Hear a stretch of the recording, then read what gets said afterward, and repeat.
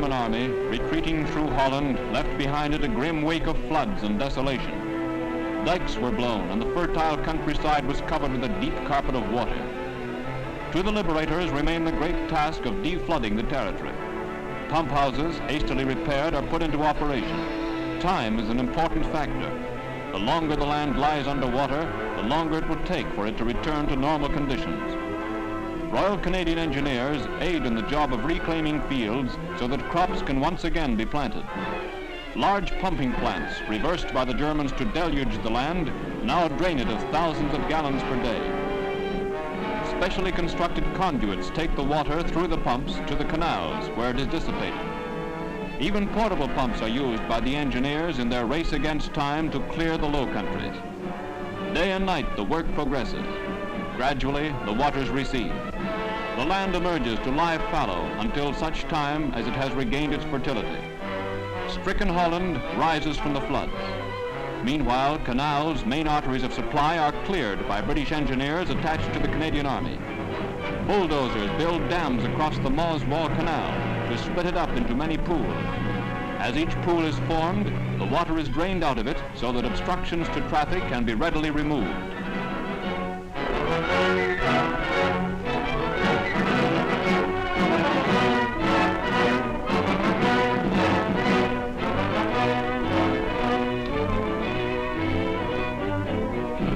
A bridge, demolished by the retreating enemy, blocks the passage.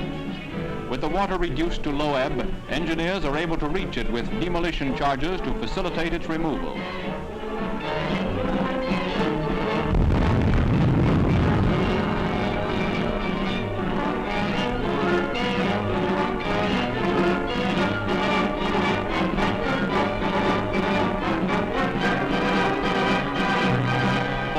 Tons of reinforced concrete are hauled piecemeal from the center of the canal. Tractors do overtime duty as the channel is gradually cleared.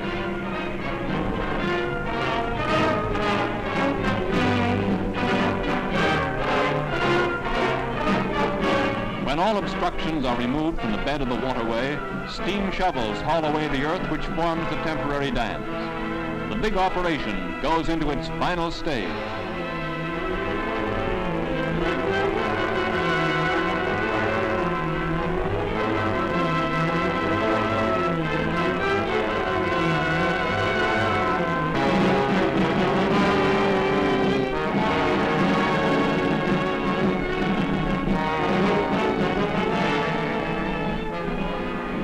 The canal is cleared. It becomes a beehive of activity as priority traffic commences to move up the supply line. Loaded to the gunwales with vital commodities, the boats unload their precious cargoes. With food comes hope and energy to reclaim a country from the elements unleashed by the foeman's hands. Rising above the waters, Holland looks to the day when she can again till her fields. Then she will be independent of the shipments now so necessary from her friendly allies.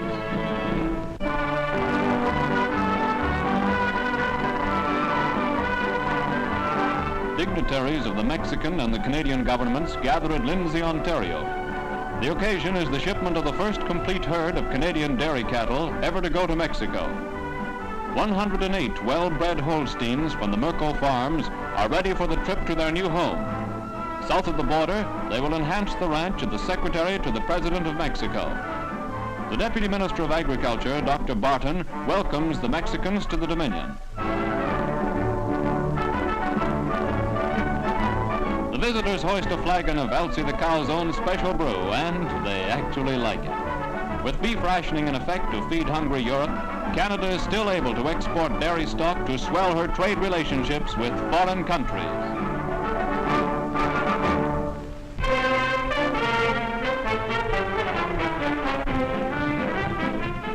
At the Canadian Dental Corps Technical Training Centre in Toronto, a group of the Corps' 1,200 dental officers attend a refresher course. The teeth of every soldier, sailor, and airman are placed in first-class condition before he is demobbed.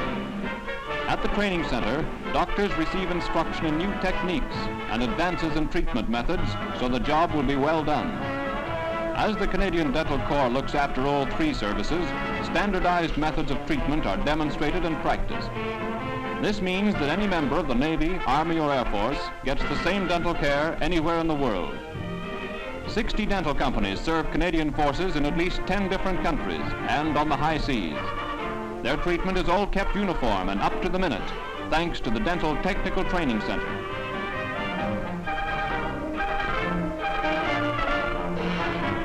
Working in conjunction with the Canadian Medical Corps, lectures are given in restorative surgery. Special training fits dental officers and technicians for their jobs in major hospitals. Here, wounded men with injured jaws are restored to health through the combined efforts of the dentals and medicos. From the first examination on enlistment, through all theaters of operation to the last care at discharge, the molars and bicuspids of Johnny Canuck are kept strong and healthy through the work of the Canadian Dental Corps.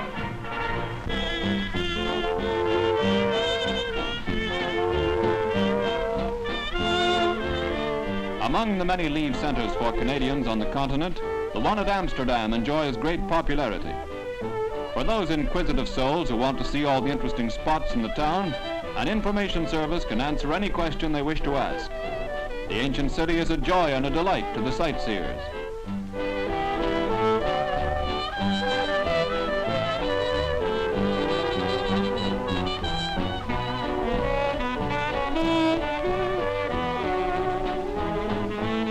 The Canada Club is the focal point of interest for the leave men.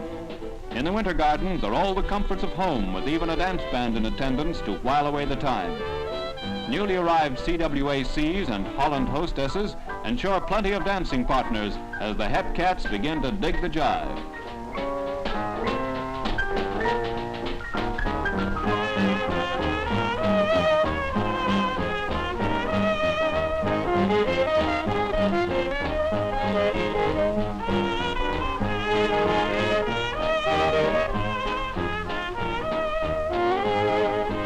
Waiting for the trip back home, Canadians find plenty of amusement on Amsterdam leave.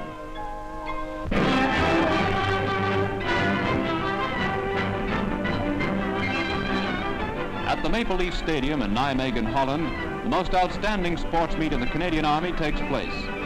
Athletes of all 5 Canadian divisions, Corps and Army troops take part in the Army Track and Field Championships.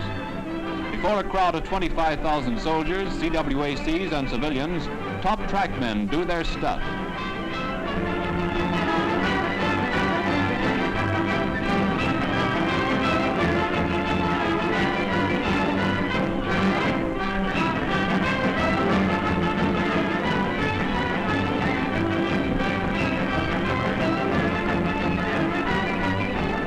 Starting with unit competitions and working up to the Army level, only the cream of Canadian Army track and field performers remain to compete for coveted trophies.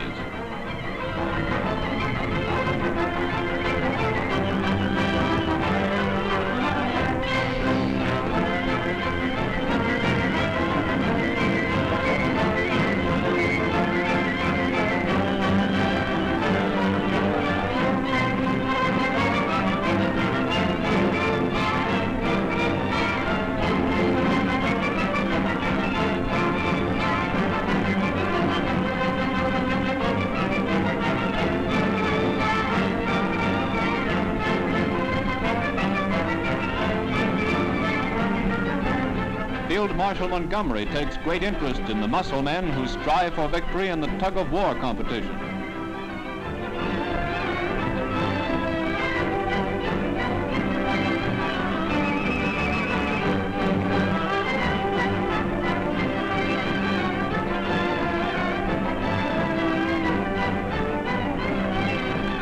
To the winners of events go medals. To the team from 4th Div, the day's high point group, goes the Canada Weekly Cup. Thus are crowned the track champs of the 1st Canadian Army.